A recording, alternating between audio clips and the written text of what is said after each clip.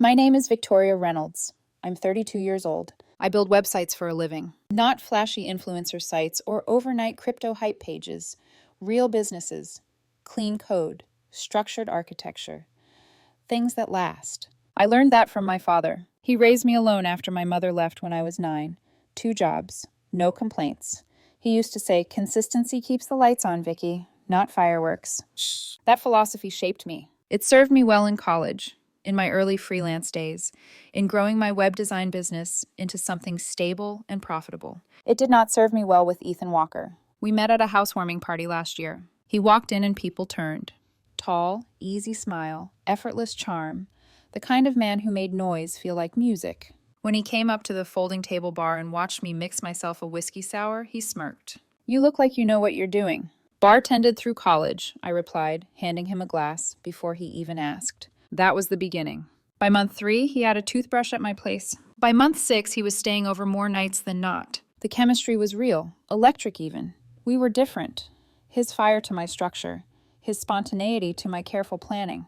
At least that's what I thought. 8 months in, the cracks started whispering. He'd say things like, "You don't ever just drop everything and go somewhere random?" Or, "You're so steady. It's impressive." Impressive, not exciting. When I'd plan candlelit dinners, he'd suggest clubbing instead. When I wanted a quiet Sunday working on layouts, he'd get restless. I compromised. I always compromised. And then there was Lena, his ex-girlfriend. She'd come up casually. "She was crazy," he'd say, "total chaos. But man, she lived." The way his eyes flickered when he said her name never sat right with me. Still, I told myself not to overthink. Until that night. We'd had a good evening. Wine, laughter, slow, familiar intimacy. Afterward, he was on his phone while I brushed my teeth. When I came back, he was asleep, his phone face up on my nightstand. A notification lit the screen. From his friend Marcus. "So how was tonight with Miss Reliable? Still thinking about Lena's wild side?" My chest tightened. I shouldn't have looked. I know that. But the message was right there. And something inside me already knew.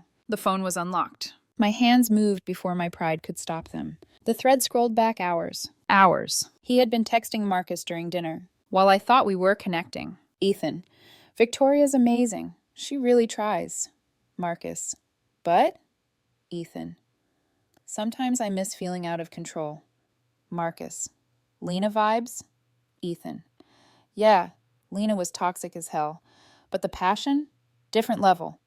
Marcus. "So what's V then?" Ethan. "She's safe. She's stable. She's good for me." Marcus. "That sounds boring." Ethan. "Sometimes it feels that way." My vision blurred. Safe. Stable. Good for him. But not wanted. Not craved. There was more. Ethan. "Even tonight, it was nice. But with Lena, it felt like being consumed." Consumed. I set the phone down exactly where it had been. Lay beside him. Stared at the ceiling. I didn't cry. That surprised me. Instead, something colder formed. I will not be someone's emotional insurance policy. I will not compete with a ghost. He shifted in his sleep, arm reaching across my waist. Instinctively. Carelessly. As if I were already his certainty. I did not sleep. By morning, I had made my decision. Quietly. Irrevocably. While Ethan was still asleep, I got up. I took screenshots of the entire conversation, emailed them to myself, printed them in my home office. The printer hummed in the early silence. Each page sliding out felt like a verdict. Then I gathered his things. Not just the drawer. Everything. The hoodie he left on my couch, his watch charger by my desk, the spare sneakers by the door. I packed them into his weekend bag. Neatly. Precisely. Then I taped the highlighted screenshots to the top. Visible. Impossible to ignore. On the kitchen counter, I left a note. "I deserve someone who wants what I offer, not someone who settles for it. Do not contact me again." I didn't wait for him to wake up. I grabbed my keys and left. Because sometimes the strongest move isn't screaming. It's walking away before someone decides you're enough. There's a specific kind of silence that follows a clean cut. It isn't dramatic. It doesn't echo. It just exists. That's what I walked into 3 hours later. Ethan was gone. So was his suitcase. The printed screenshots were no longer taped to the bag. They were on the kitchen counter. Crumpled, but still readable, my note resting beneath them. His spare key sat on top. No dramatic scene, no shattered plates, no emotional confrontation, just absence. For a moment, I allowed myself to breathe. Maybe this would be simple. It wasn't. The first call came that evening. I watched his name light up my phone while I was standing in the produce aisle of the grocery store. "Ethan," I let it ring. Then it rang again and again. By the time I reached the checkout line, there were 6 missed calls and 3 texts. Ethan, what the hell is this? You went through my phone? Victoria, pick up. This is insane. I felt strangely calm. Not vindicated, not angry. Just clear. More texts followed. You completely overreacted. Those messages weren't what they looked like. It was just guy talk. You violated my privacy. That one almost made me laugh. Privacy. As if emotional betrayal becomes harmless if it happens behind a lock screen. I muted the conversation. That night he showed up. I knew he would. The knock came just after 10 p.m. Firm, controlled, trying not to sound desperate. I opened the door, but didn't invite him in. He looked wrecked, hair messy, eyes red like he hadn't slept. What you did was cold, he said immediately. No apology, no acknowledgement, just accusation. What you did was honest, I replied. You invaded my phone. You compared me to your ex. His jaw tightened. It was venting. It was honest. That's not fair. I folded my arms, leaning against the doorframe so he couldn't step forward. Did you write it? Yes. Did you mean it? Silence. His eyes flickered. That's not the point. It is, I said softly. It's the only point. He exhaled sharply. You're blowing this up. I chose you. I held his gaze. You settled for me. That landed. He looked genuinely shaken. That's not what I meant. But it's what you feel. He ran a hand through his hair. Lena was chaos. Your stability. That's a good thing. I don't want to be your safe harbor while you fantasize about storms. The words surprised even me. He stepped closer, lowering his voice. You don't just throw away 8 months over texts. No, I agreed. You throw it away when you realize you were never fully chosen. That was the moment something in him shifted. Not regret. Fear of losing control. You're making me the villain. I didn't write the messages, Ethan. The hallway felt too small. Too heavy. He tried again, softer this time. I love you. The words hung there. 6 months ago, I would have melted. Now they felt strategic. If you loved me, I said, you wouldn't miss someone else while lying next to me. He didn't have a comeback for that. After a long pause, he asked quietly, So that's it? Yes. He stood there another few seconds, waiting for me to flinch, to cry, to fold. I didn't. Eventually, he walked away. I closed the door and locked it. The calls didn't stop. They escalated. Voicemails now. Victoria, please, let's just talk. You're not like this. You don't shut people out. I was stupid. I was venting. I didn't mean it. Then came the shift. I can't believe you went through my phone. That's toxic. You broke my trust. Gaslighting is subtle when you care about someone. But I was past caring. On day 2, his friend Tessa called. When I didn't answer, she texted, I know you're upset, and honestly you have a right to be, but Ethan is spiraling. What he said was just stupid ego stuff. He adores you. Adored me. While missing Lena, I blocked her number. By day 3, the missed calls were in the 20s. He showed up again, this time while I was home. I didn't open the door. He sat outside my apartment for nearly an hour. I could see his silhouette under the hallway light through the peephole. Waiting. I turned off the lights and stayed silent. The next morning, I packed a bag of my own, booked a hotel across town, not because I was afraid of him, but because I needed distance from the noise. My neighbor texted that he'd come back that evening and sat outside my door for 2 hours. It didn't move me. It made me tired. On day 4, an email arrived. Subject, please. Victoria, I know you don't want to talk to me, and I understand why. What I said to Marcus was immature and selfish. I do sometimes miss the excitement of toxic relationships, but that doesn't mean I want that life back. What we have is real, stable, good. I was just having a moment of stupidity. Please don't throw away everything over one dumb conversation. I love you. I miss us.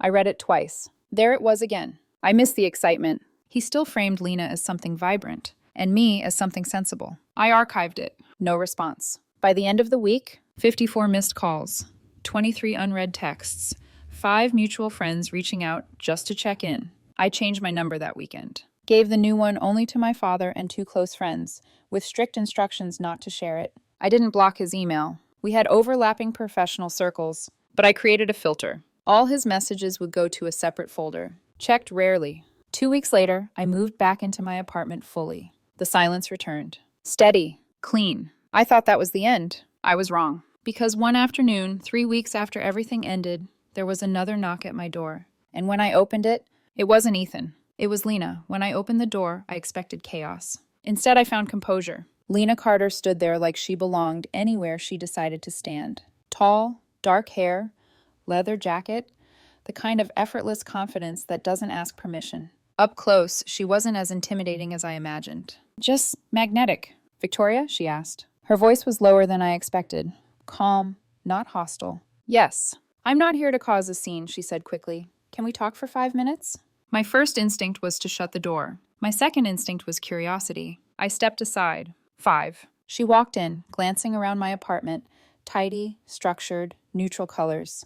This feels like you, she said. I didn't respond. She stayed standing. So, I said finally, did Ethan send you? Her mouth twitched slightly. No, he doesn't know I'm here. That surprised me. Then why are you? She hesitated, and for the first time, the confidence cracked just a little. Because I know what it feels like to be compared to someone else by him. The room went very still. I wasn't compared, I said carefully. She looked at me knowingly. You were. Silence stretched between us. When Ethan and I were together, she continued, he used to talk about this girl he dated before me. Said she was brilliant, structured, mature. Said I was fun, but not grounding. A chill ran down my spine. He said that? All the time, she replied. He made me feel like I was too chaotic, too emotional, not stable enough. I swallowed. And now, she added softly, he makes you feel like you're too stable, not exciting enough. The pattern clicked into place so cleanly it almost hurt. He told you about the messages? I asked. No, I figured it out. How? He called me last week. My stomach tightened. He what? He didn't say he wanted me back. Not directly, but he asked how I'd been. Mentioned how intense things used to feel, how he misses that spark. Of course he did. And? I asked quietly. And I laughed. That startled me. She folded her arms. Victoria, when we were together, he said he wanted peace. Said he was tired of drama. Said he wished I were more like the woman he dated before me. My chest constricted. You. I didn't know whether to feel angry or embarrassed. He always wants what he doesn't have, she continued. When he's with intensity, he craves calm. When he's with calm, he craves chaos.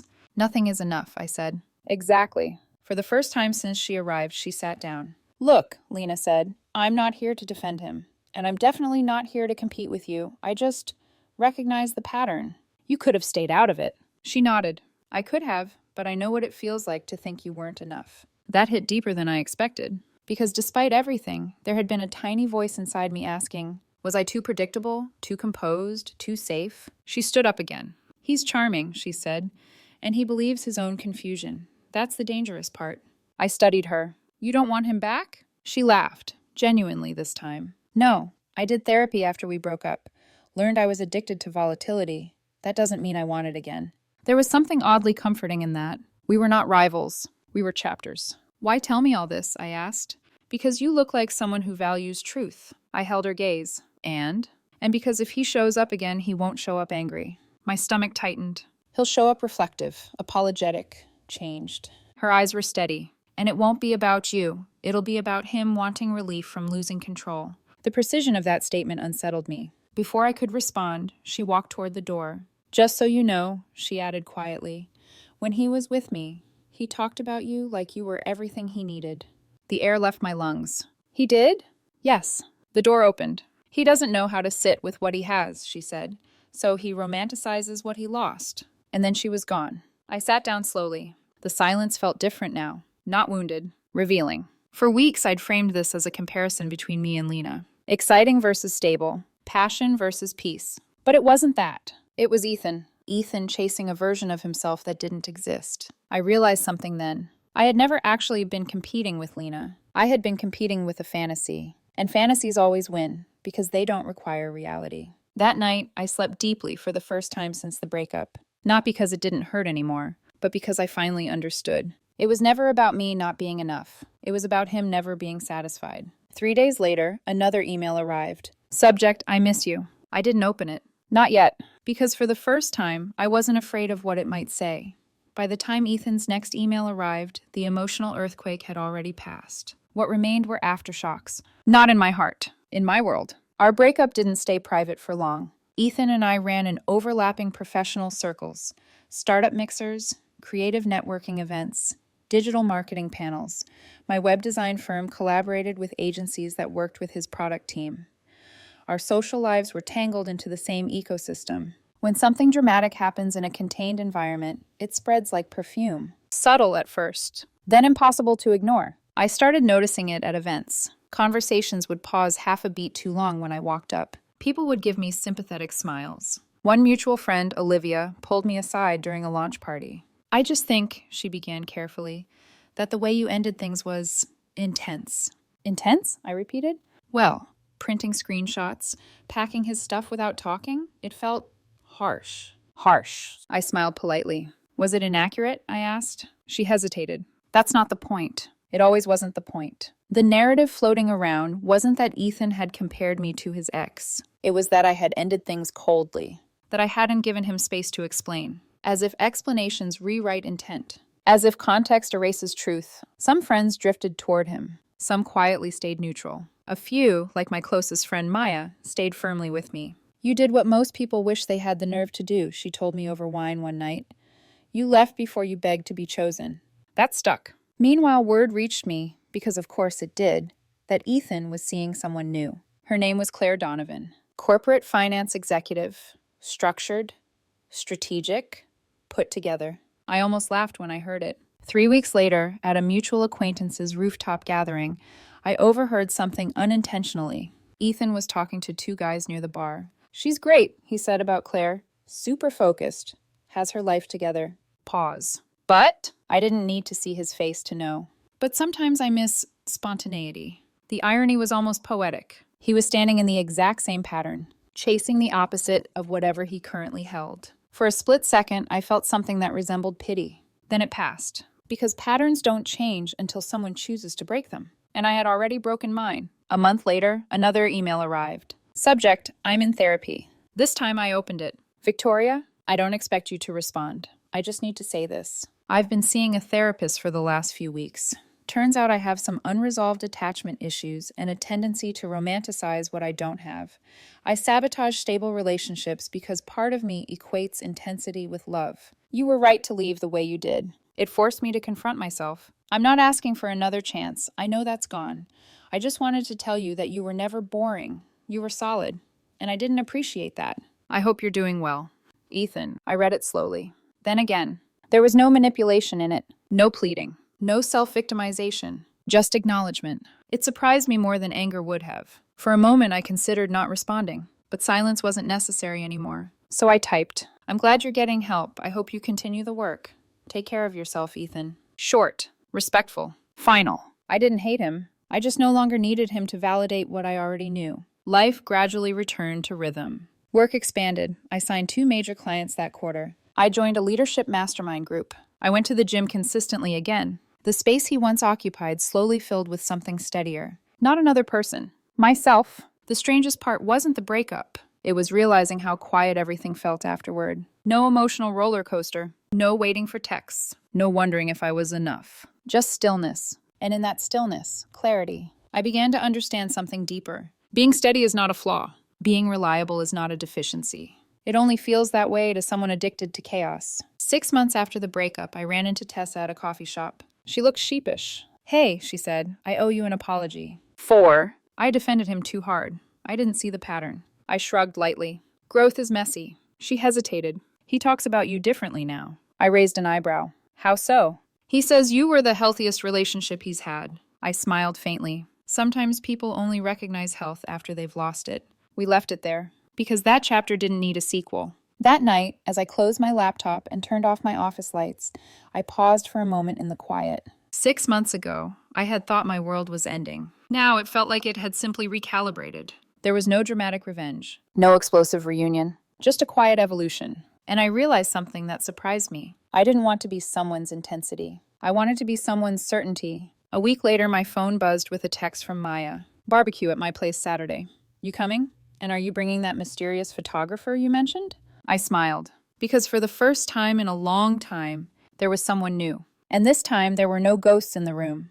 6 months earlier, I had taped screenshots to a suitcase and walked away from someone I loved. 6 months later, I was standing in Maya's backyard, holding a glass of sparkling water, watching late afternoon sunlight filter through string lights and oak trees. Life has a strange way of softening once you stop fighting it. Is he coming? Maya asked, nudging me with her elbow. Yes, I replied, pretending to be casual. She grinned. You're nervous. I'm not. You are. I was. His name is Daniel Hart, 34, architectural photographer. We met on a commercial project. He was hired to shoot one of my clients' newly renovated office spaces. I was there overseeing the website redesign and digital branding rollout. He didn't try to charm me. He didn't dominate the room. He moved quietly, adjusting angles, studying light like it was something sacred. At one point, I caught him observing the way reflections hit the glass staircase. "You see things differently," I'd said. He'd smiled slightly. "I try to see them as they are. Not better, not worse. As they are." It felt steady. When he walked into the barbecue, he wasn't scanning for attention. He found me. That was enough. "This must be Victoria Reynolds," Maya said theatrically as she shook his hand. "I've heard you build empires." Daniel glanced at me. "She builds foundations," he corrected gently. Something in my chest warmed. That subtle distinction mattered. Later that evening, as conversation flowed and the sky deepened into dusk, Maya pulled me aside again. "He's different," she said. "I know. Different how?" I thought about it carefully. "He doesn't make me feel like I'm auditioning." She nodded. "That was it?" With Ethan, there had always been an invisible performance, an unspoken comparison. I need to be exciting enough, intriguing enough, unexpected enough. With Daniel, there was no stage, no audience, just presence. At one point, Daniel and I stepped away from the group to refill drinks. "You seem relaxed here," he observed. "I am." He studied me a moment. "That hasn't always been true, has it?" There was no accusation in his voice, just curiosity. "No," I admitted. "It hasn't." He didn't press. He didn't ask about my ex. He didn't try to position himself as better. He simply said, "You don't strike me as someone who tolerates being undervalued." A soft laugh escaped me. It took me a while to learn that. He handed me my glass. "I'm glad you did." Simple. Direct. No theatrics. And I realized something quietly powerful. When someone values you properly, you don't feel adrenaline. You feel peace. Later that night, as the barbecue wound down and Maya hugged me goodbye, she whispered, "You look lighter." I was, because I finally understood something I hadn't before. Ethan hadn't been a mistake. He'd been a mirror. He showed me what happens when you try to be someone's safe option while they chase their chaos. He showed me how easily stability can be mistaken for dullness by the wrong person. But Daniel saw steadiness as strength. He saw consistency as character. And more importantly, he chose it. Not as a consolation prize, not as a fallback, as a preference. Driving home that night, Daniel's hand resting casually over mine on the center console, I thought about that morning months ago. The printer humming, the suitcase by the door, the screenshots taped neatly on top. It had felt surgical, cold, but it had also been honest. I hadn't screamed. I hadn't begged. I hadn't competed with a memory. I had simply removed myself from a situation where I was being half-loved. And that decision changed everything. Because being soft doesn't mean being weak. Being kind doesn't mean accepting disrespect. Being reliable doesn't mean being replaceable. Sometimes the calmest people make the hardest exits. And sometimes walking away quietly is the loudest declaration of self-worth you'll ever make. Daniel squeezed my hand gently as we stopped at a red light. "You're thinking," he said. "I am." "Good thoughts?" I smiled. "The best kind." He didn't ask for details. He didn't need them. Because for the first time in a long time, I wasn't someone's comparison. I wasn't someone's backup plan. I wasn't someone's emotional safety net. I was someone's choice. And more importantly, I was my own.